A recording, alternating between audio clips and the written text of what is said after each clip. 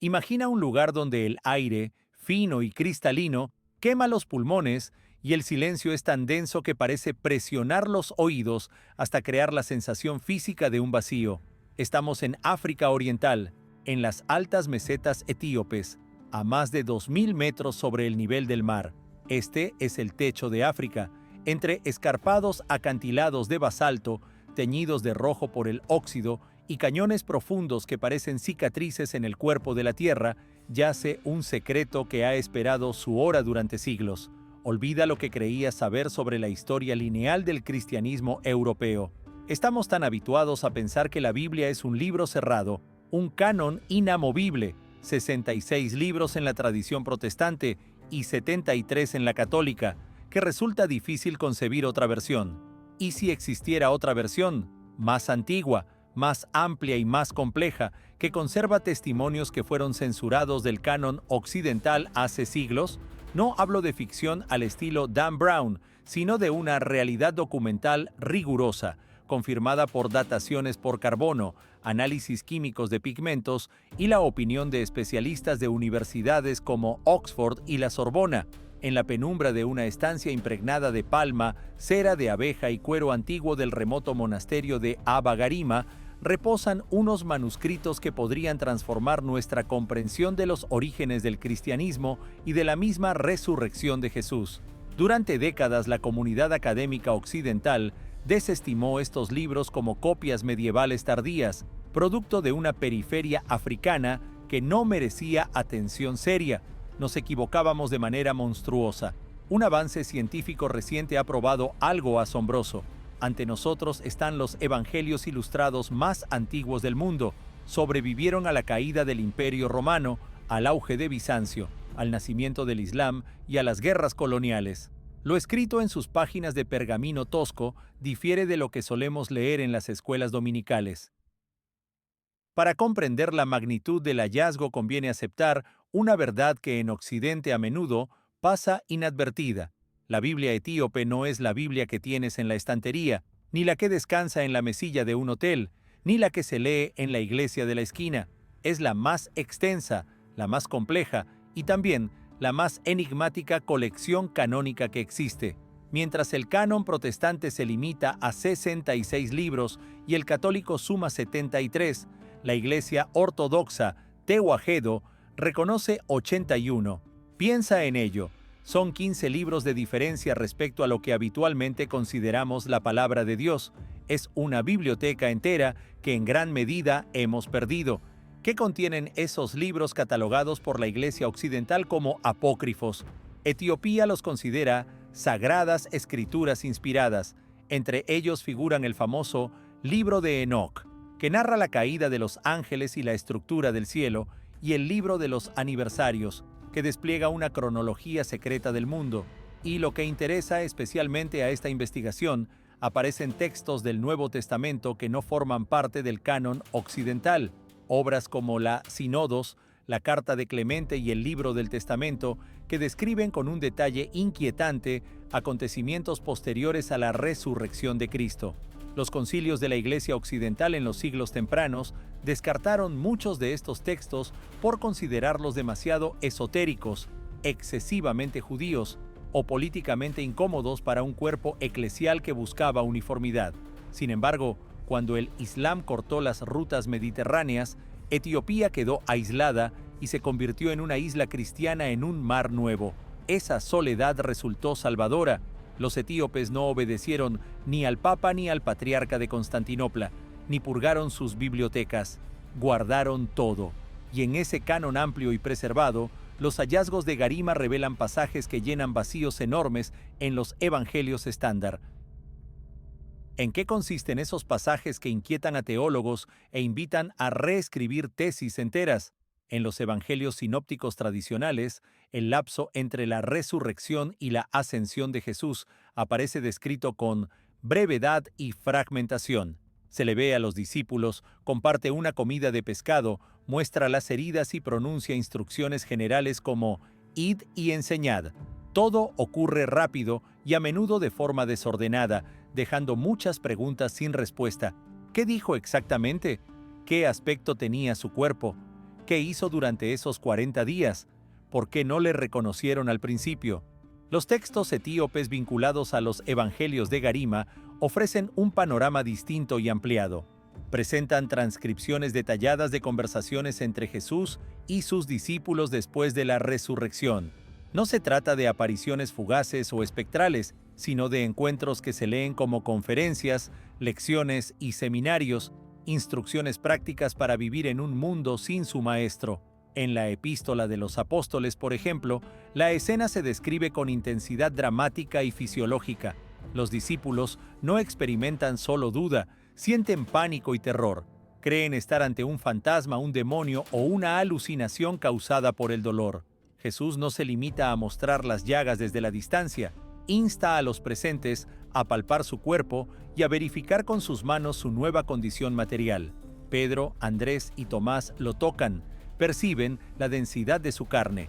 El autor subraya que el cuerpo resucitado no es un espíritu vacío ni la carne mortal anterior, sino una forma nueva de materia. La frase conocida, tocar y ver que no soy espíritu, porque el espíritu no tiene carne ni huesos, se amplifica aquí hasta convertirse en una acción probatoria. Más aún, estos textos recogen profecías con marcadores temporales y descripciones concretas que contrastan con las metáforas habituales del Apocalipsis occidental.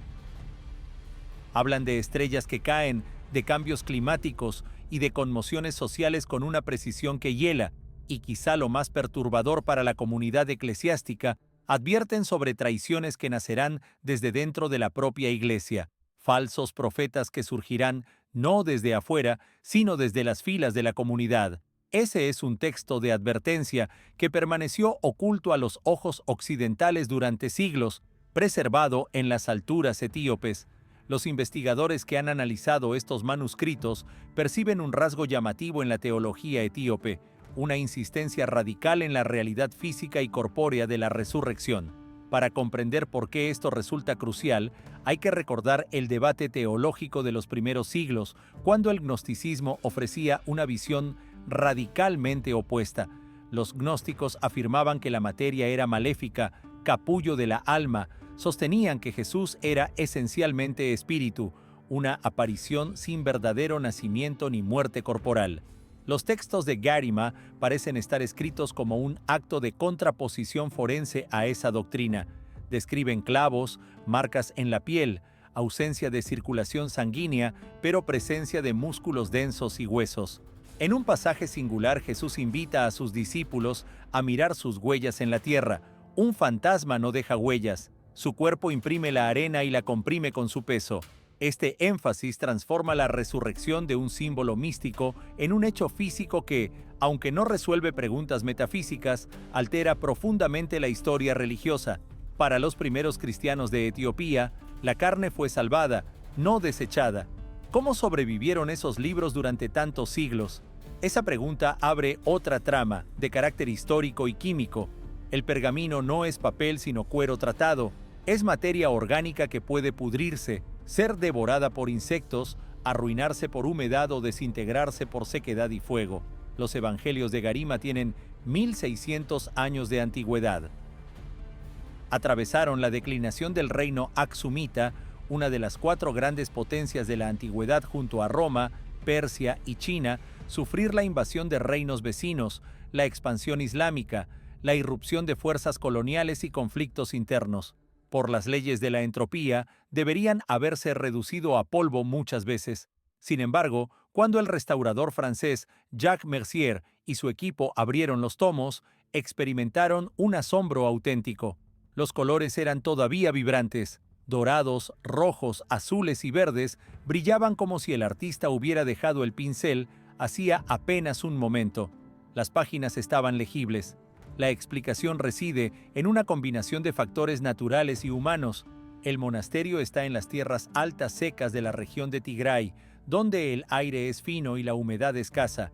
La estancia que sirvió de tesoro, a menudo una cueva o una cámara de piedra sin ventanas, mantuvo temperaturas y niveles de humedad casi constantes durante siglos, creando un control climático natural. Además, la vigilancia sacrificial de los monjes fue determinante. Estos libros no reposaron en una vitrina pública accesible a cualquiera. Se guardaron en escondites secretos. Durante la invasión del comandante musulmán Ahmad Gran en el siglo XV, cuando iglesias fueron incendiadas, los monjes trasladaron los volúmenes a la montaña y los ocultaron en oquedades inaccesibles. Vivieron en cuevas junto a los textos, protegiéndolos con sus propios cuerpos contra la lluvia y el enemigo. Sabían que no sostenían simples objetos, sino la prueba de su identidad y la partida de nacimiento de su fe. Creían que mientras el libro permaneciera íntegro, el país también permanecería. Los restauradores comprobaron que la encuadernación era original. Planchas de cobre dorado sujetas por técnicas antiguas y tablillas de madera forradas en cuero. Podría tratarse de una de las encuadernaciones más antiguas que existen. La tecnología de fabricación del pergamino utilizada entonces se ha perdido en buena medida. Los conservadores modernos reconocen su impotencia. No saben reproducir hoy pergaminos capaces de durar 1500 años sin cámaras de clima controlado. Los viejos maestros conocían secretos de curtido que hemos olvidado. Dentro de la tradición etíope que rodea estos manuscritos, hay además matices insospechados sobre personajes clave del relato evangélico. En Occidente, Judas Iscariote aparece como el traidor absoluto, condenado sin apelación. En algunos textos apócrifos etíopes, como la muerte de Judas, la figura se vuelve más compleja y trágica. Aparecen diálogos que plantean la traición como una pieza inevitable del plan divino. No se justifica a Judas, pero se introduce la idea de predestinación y la tragedia de un hombre convertido en instrumento. Aún más revolucionaria es la revalorización de María Magdalena. En los manuscritos de Garima su papel se confirma y se magnifica. Ella es apostola apostolorum, la enviada entre los enviados. A ella, mujer, Jesús le confía la misión primordial de anunciar la resurrección a los apóstoles varones que se esconden aterrorizados tras puertas cerradas. En la iconografía que ilustra estos códices, las figuras femeninas aparecen con el mismo estatus, la misma majestad y los mismos aureolas doradas que los hombres. No están en segundo plano sino en el centro. Esto supone una crítica directa a las estructuras patriarcales que, con el tiempo, minimizaron la presencia femenina en la tradición occidental. La cristiandad etíope preservó una visión más igualitaria y primitiva del papel de las mujeres en la historia evangélica. Las miniaturas y las tablas canónicas encontradas en los evangelios de Garima sorprendieron por su calidad técnica. Contradicen la idea de que la pintura realista y en 3 dimensiones surgió solo en el Renacimiento europeo. En estos manuscritos antiguos aparece la representación de los evangelistas, aves exóticas y motivos arquitectónicos complejos, ejecutados con un dominio notable de la proporción y la perspectiva.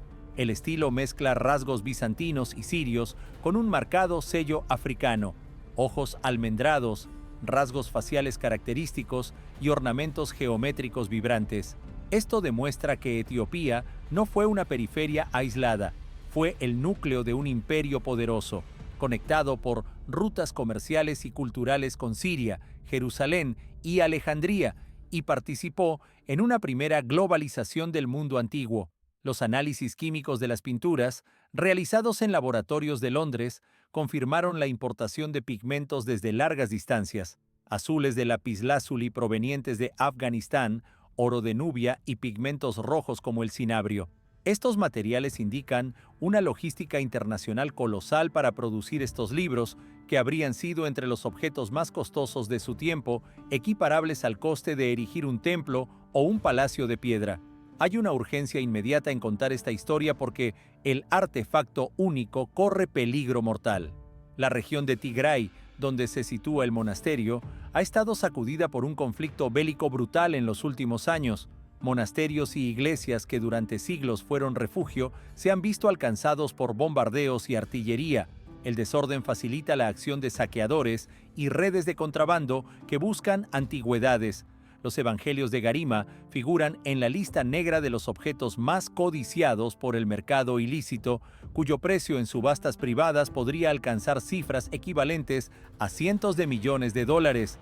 Para Etiopía, sin embargo, estos libros son incalculables, son el alma de la nación y la prueba de su vocación sagrada.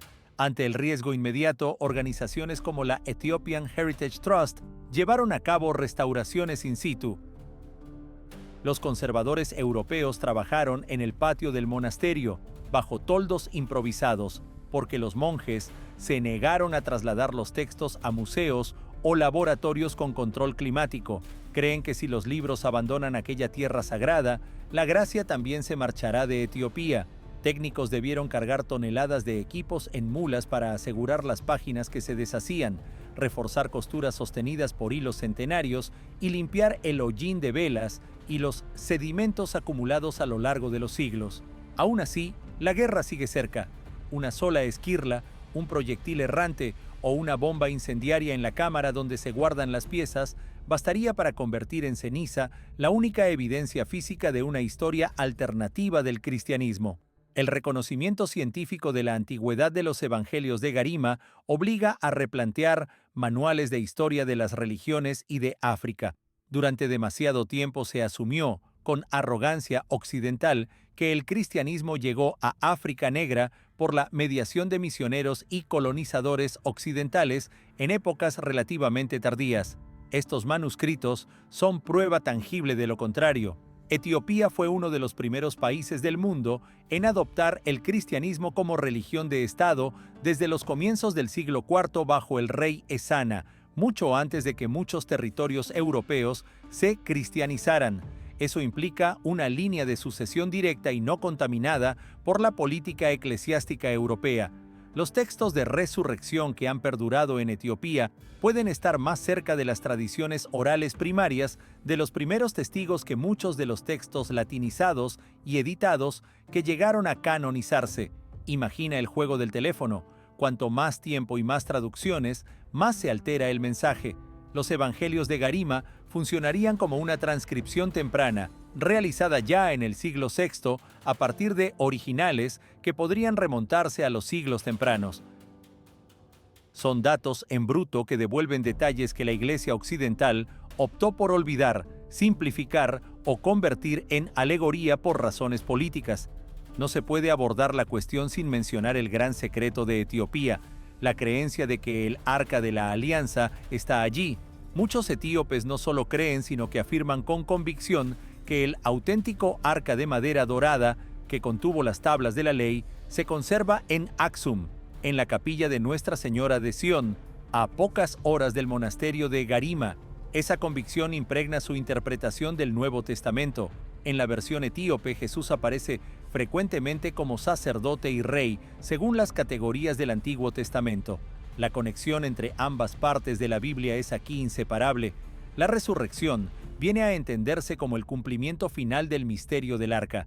El cuerpo de Cristo se convierte en un nuevo receptáculo de la divinidad, una analogía que explica la atención obsesiva por la corporeidad de Cristo en estos textos. Y lo más estimulante es que los evangelios de Garima solo son el comienzo de un panorama inmenso.